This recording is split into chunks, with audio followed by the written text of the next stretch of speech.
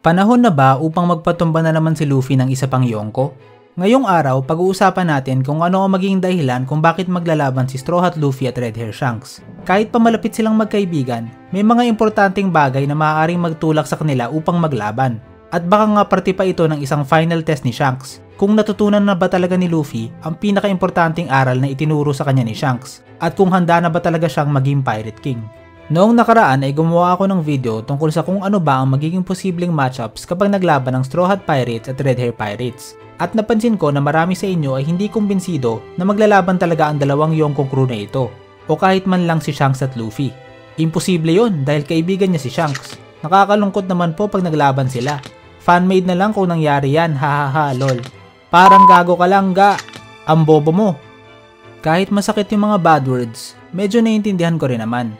Naging malapit nga kasi si Luffy at Shanks at halata na mataas ang tingin nila sa isa't isa. Kaya mahirap talaga na ma-imagine na magtatapat talaga ang dalawang ito. Pero kung ako ang tatanungin, kung ito lang yung dahilan kung bakit sila maglalaban, dahil lang malapit sila sa isa't isa, parang medyo mababaw na rason yan. Bakit ko naman nasabi? Dahil mismong sa storya ng One Piece, ilang beses na tayo nakakita ng mga tauhan na malapit sa isa't isa na naglaban. Nakita na natin ito kay Kuzan laban kay Jaguar de Sol, Borsalino laban kay Vegapunk, Dory laban kay Brogy, at kahit pa nga kay Luffy laban kay Usopp. Mga malalapit na magkaibigan pero nagkaroon pa rin ng di pagkakaunawaan na nagresulta sa paglalaban nila. Syempre iba-iba naman yung dahilan kung bakit sila nag-away-away. Pero ang punto natin, hindi porket magkaibigan kayo ay imposible na kayong mag-away, lalo pa kung meron namang malalim na dahilan. Kaya nga hindi sapat na dahilan na magkaibigan at malapit si Shanks at Luffy sa isa't isa upang sabihin na imposible silang maglaban sa hinaharap. Lalo pa kung unti-unti na nating nakikita si Oda na nagtatanim ng mga bagay na pwedeng maging sanhi ng labanan ng dalawa. Ngayon, anong magiging punot dulo ng paglalaban nila? Yan nga ang pag-uusapan natin ngayong araw. Pero bago tayo magpatuloy, kung interesado ka sa mga ganitong klaseng content tungkol sa One Piece, ay mag-subscribe ka na sa ating channel para ma-update ka agad sa lahat ng future videos natin. Para mas maintindihan pa natin ang motibasyon ng dalawang tauhan na ito, kailangan muna nating maintindihan kung ano nga ba ang ibig sabihin ng pagiging Yonko. Hindi lang kasi ito tungkol sa pagkakaroon ng matinding lakas o mataas na bounty. Isa ring parte ng pagiging Yonko ay pagkakaroon ng matinding impluensya at maraming mga allies. Isa nga ito sa mga dahilan kung bakit si Buggy the Clown ay isang Yonko samantalang si Kid at Law ay hindi, kaya na direkta pa silang nakatalo ng isang dating Yonko. At isa rin ito sa mga dahilan kung bakit hindi basta-basta pwede mag-engage sa mga Marines o Cypher Pole agent sa mga Yonko unless meron silang approval mula sa itaas. Dahil yung maliit na clash laban sa isang Yonko ay maaaring lumaki sa isang all-out war dahil nga sa dami ng kanilang allies. Pero syempre, may matinding responsibilidad rin ang pagkakaroon ng maraming allies. Kailangan mo nga kasi silang protektahan. Kung hindi mo kasi proprotektahan ng mga kaalyado mo, ay hindi maiengganyo ang mga tao na makipag-alyansa sa iyo. Isa nga sa mga dahilan kung bakit maraming pirate crews o independent nations ang nakikipag-alyansa sa mga Yonko ay dahil pinoprotektahan sila ng mga ito, lalong-lalo na sa New World. P-time skip pa lang ay nakita na natin ito. Noon pa lang kasi ay pinaliwanag na sa atin na si Whitebeard ay isang tipo ng pirata na wawasakin ng kahit sino mang gumalaw sa mga crew members niya. Kahit nga si Buggy the Clown na karaniwang mayabang at padalos-dalos ay binalaan ng crew niya na wag hawakan si Ace kahit pa noong nakatulog ito. Sigurado kasi siya na babalikan sila ni Whitebeard kapag ginalaw nila si Ace. At kahit mismong sa Marineford War, narinig ulit natin ito sa bibig ni Marco noong sinabi niya na kailangan nilang ipakita sa buong mundo kung ano ang mangyayari sa mga taong gumagalaw sa mga crewmates nila. Hindi naman lahat ng Yonko crew ay pamilya ang turingan sa isa't isa katulad ng Whitebeard Pirates, pero lahat sila ay pinoprotektahan pa rin ang kanilang mga teritoryo at mga kaalyado. Katulad na lang noong tinarget ni Kaido si Luffy dahil sa pagpapatumba nito sa kaalyado niyang si Doflamingo, at nagpadala pa nga ng puwersa upang palayain ito mula sa mga Marines. At kahit si Big Mom ay protektahan ng Fishman Island mula sa mga pirata at slave traders matapos mamatay ni Whitebeard dahil naging parte ito ng teritoryo niya. Ito yung dahilan kung bakit maraming pirata at grupo ang gustong sumali o makipag-alyansa sa mga Yonko. Meron kasing understanding na kapag ginalaw mo sila ay para ka na rin nagdeklara ng giyera doon sa Yonko na kaalyado nila. Itong pagprotekta sa mga kaalyado ay mas lalong nakita natin kay Red Hair Shanks. Pinakamalinaw ito sa naging labanan niya kamakailan laban sa Kid Pirates.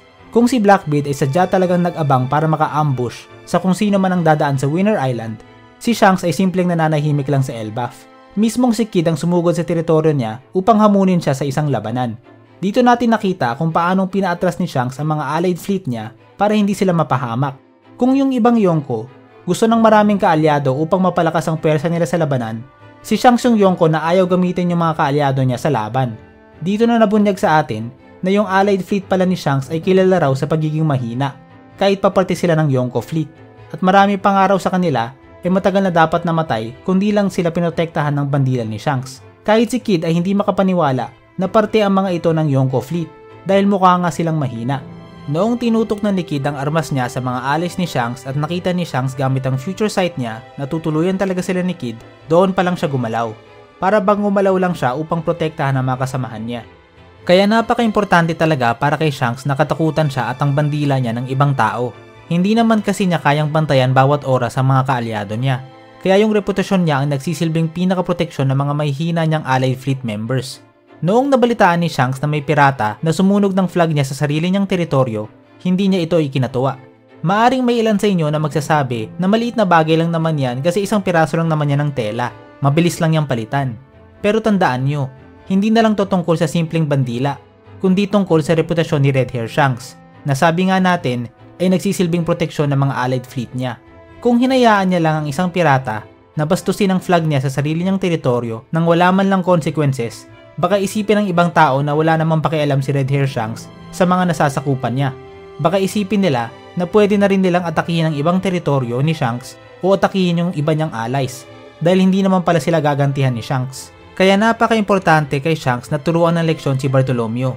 Hindi na importante kung kaalyado ito ng isa ring Yonko, kahit pa isang Yonko na naging malapit kay Shanks. Kailangan ipakita ni Shanks hindi lang kay Barto kundi sa buong mundo na off-limits ang lahat ng teritoryo at kaibigan niya. Kapag ginalaw mo sila ay may kalalagyan ka. Pero teka, hindi ba sobra naman na kailangang lunurin sila Barto ay nanunog lang naman sila ng flag? Hindi ba pwedeng kurtin na lang sila para maturuan ng leksyon? Well, hindi pa naman sila kumpirmadong patay. Pero kahit namatay man sila, hindi naman ibig sabihin masama na ang Red Hair Pirates. Gaya nga ng ipinaliwanag na natin, noong hinamon ni Barto ang reputasyon ni Shanks bilang Yonko, nalagay sa panganib ang mga allies niya na umaasa sa reputasyon niya.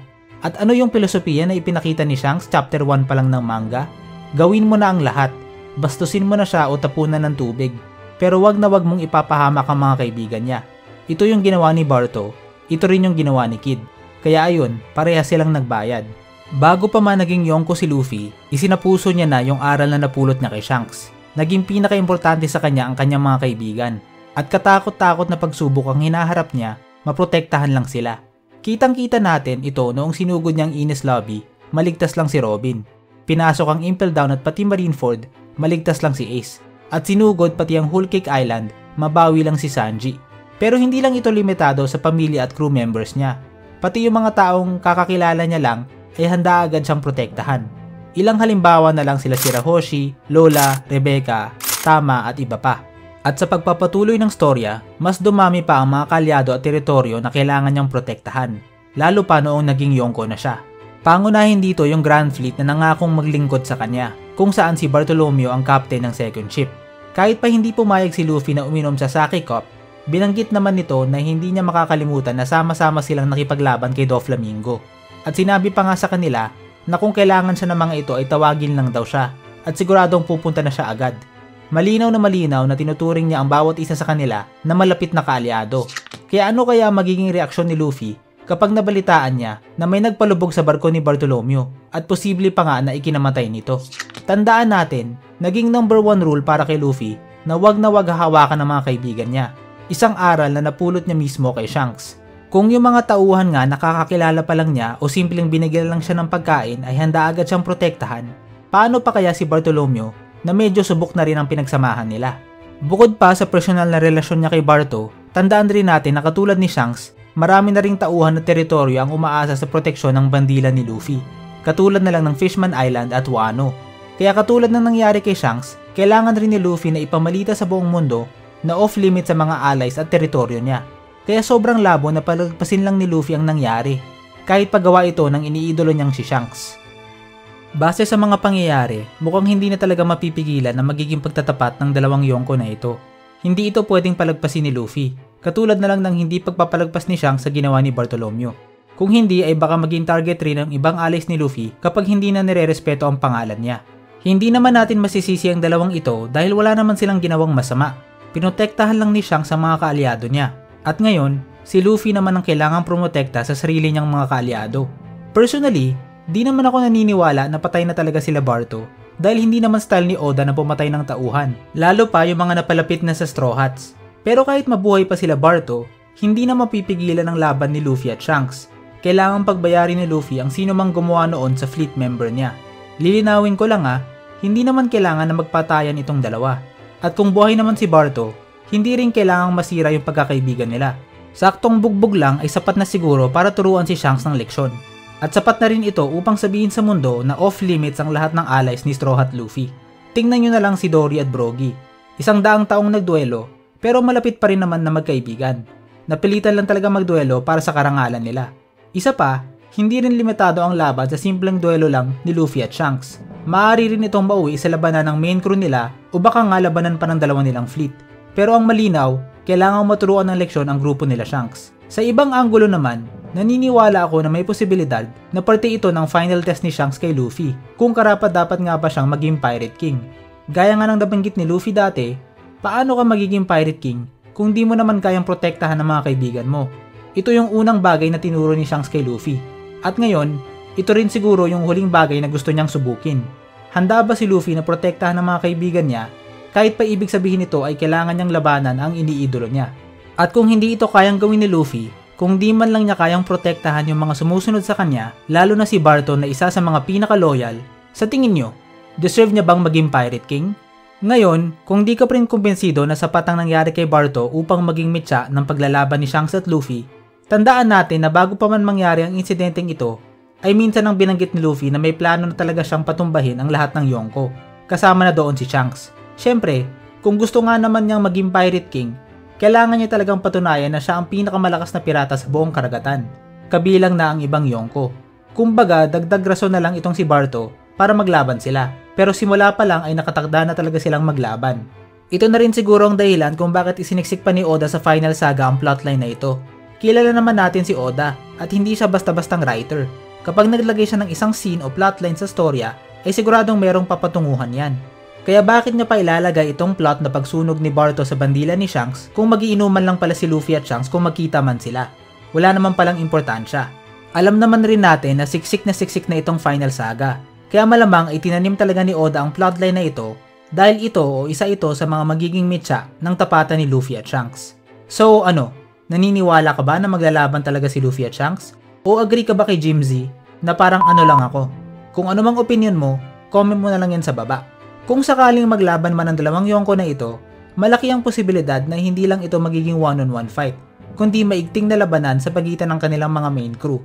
At kung gusto mong malaman kung ano sa tingin ko ang magiging matchups kapag nangyari yan, panoorin mo na ang video natin tungkol dyan.